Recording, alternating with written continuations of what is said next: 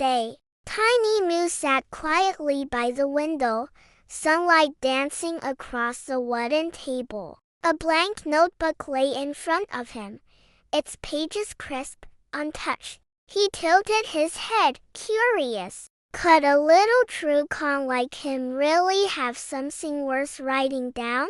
He picked up his pen and smiled. I feel happy, Moo whispered softly, writing the words down. It wasn't a big feeling, but it filled his chest like warm tea on a chilly day. Outside, a bird sang and he smiled wider. Maybe this is what journaling was, a way to hold on to the soft things. But not all days were like this. Moo remembered a time he felt a little lost when the music stopped sounding fun. He didn't understand why. His chest had felt tight, like clouds inside him. He never wrote about it then, but now he did. Thoughts, Moo learned, had colors. Happy ones looked like sunshine and lemonade. Sad ones, maybe a rainy afternoon, gentle and gray. But writing made each one softer, like painting clouds that don't feel heavy anymore.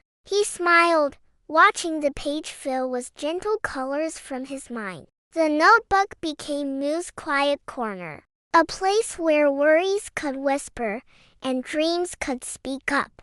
He wrote in the morning light, in the hush of evening, even on rainy days when the sky cried too. Every page became a hug, reminding him that feelings were friends, not foes. One day, Moo wrote about music, how it felt like his heart was dancing, even when his hooves were still. He doodled tiny notes along the page, each one carrying memories of soft hums and happy rhythms. Journaling, he realized, wasn't just for big feelings. It was for beautiful little ones too. Sometimes Moo wrote questions, like why do I feel tired when I'm not sleepy? Or why does silence feel heavy sometimes? He didn't always know the answers, but writing them down made them lighter. The notebook listened without judgment, and that made Moo feel understood. Tiny Moo had little secrets too, like the time he hid under the table during thunder, or when he was scared to hum in front of others. He wrote them all down, like whispers between friends. And strangely, once they were written, they didn't feel so scary anymore. One afternoon, Moo let a friend peek into his notebook. They read quietly, then smiled, and wrote a note back on the page. Me too. In that moment, Moo learned, writing could connect hearts without speaking.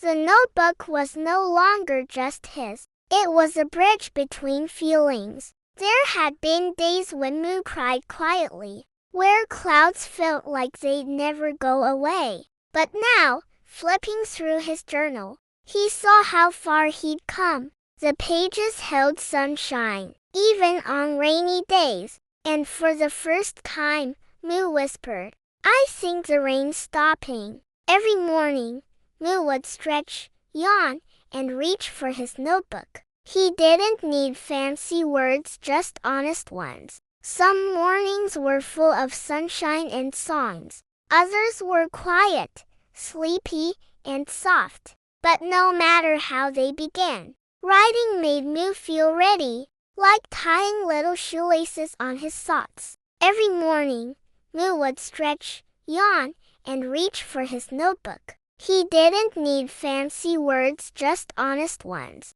Some mornings were full of sunshine and songs. Others were quiet, sleepy, and soft. But no matter how they began, writing made Moo feel ready, like tying little shoelaces on his thoughts. Moo left his notebook by accident on the library table. When he returned, a new friend was reading it, eyes wide, heart open. They didn't laugh or tease. Instead, they said, this helped me. That night, Moo wrote, today, my feelings helped someone else. and that makes me feel warm. Some days, Moo couldn't find the words, so he drew instead. Little clouds, sunshine faces, swirly rain. Each doodle was a way to say, I'm here, even when he didn't know what to say.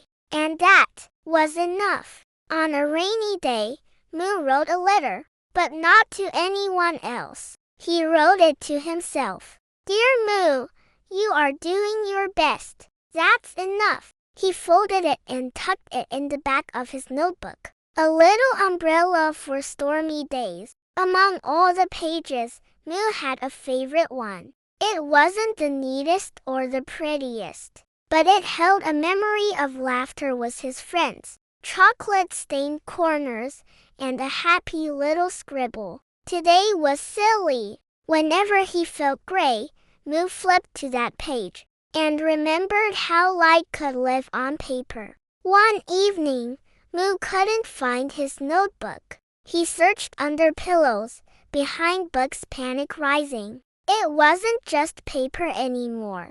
It was his heart on pages. Finally, he found it tucked under the couch. He held it close, eyes closed. I'm okay now, he whispered. One day, Moo turned the page, and there was no more space. His heart sank. Then he realized it wasn't an end. It was a beginning. He picked up a new notebook, smiled at the blank page, and wrote, Hello again. With a soft voice and patient hooves, Moo showed others how to journal too. He didn't give rules, just invitations. Write how you feel. Draw what you dream. Soon, friends began their own notebooks. Some filled with stars, some with raindrops, but all filled with heart. One night, under a sky full of stars, Moo wrote something he never had before. Dear sky, thank you for staying, even when clouds come. It wasn't for anyone to read, just a whisper into the world. And the stars seemed to whisper back. One afternoon, Moo felt something. Not happy, not sad, just floating. He tried to name it, but the words didn't come. So he drew a soft balloon, drifting gently in the quiet sky. And somehow, that was enough. He smiled. Not all feelings need names to be understood. There was one page Moo never wrote on. He only glued things to it. A pressed flower, a movie ticket, a note from a friend that said, You're magic. Every time he turned to that page, his heart felt full, like a scrapbook of sunshine. Not every page was perfect. Some had crossed out words, coffee stains, even teardrops. One day, Moo spilled ink all over a poem. He stared, then laughed. Because feelings, they're messy too.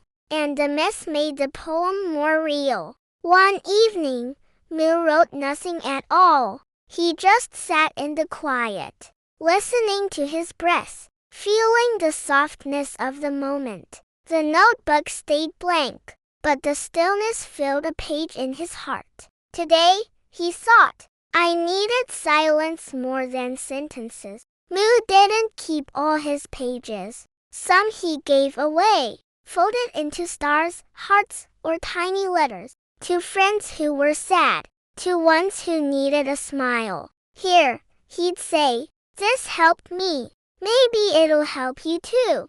And just like that, his feelings kept growing wings. It rained all day, and Moo felt a little gray inside.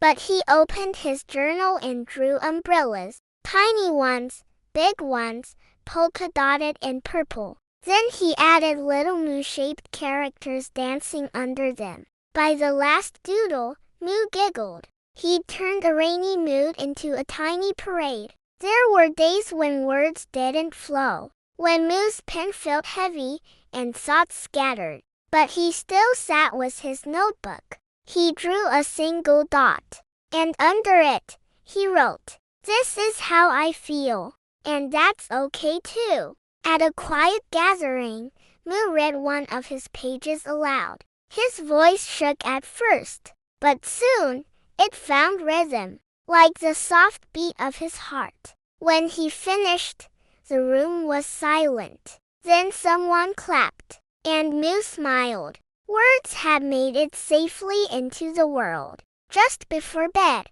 Moo flipped to a clean page. He wrote, "Today was soft. I like that." Then he drew a sleepy star, curled up next to a pillow-shaped moon. He yawned, closed the book, and whispered, "See you tomorrow." Tiny Moo never shouted from rooftops, but his journal was a quiet victory, a space where he met himself, every day in ink, in colors, in honesty. And one day, he looked at all the filled pages, smiled, and whispered, "I'm proud of you." Moo looked up from his journal and smiled at you. Maybe you have soft thoughts too, ones that need a place to land. He held out a fresh page, empty but waiting, and with gentle eyes, he whispered, "Wanna try journaling with me?"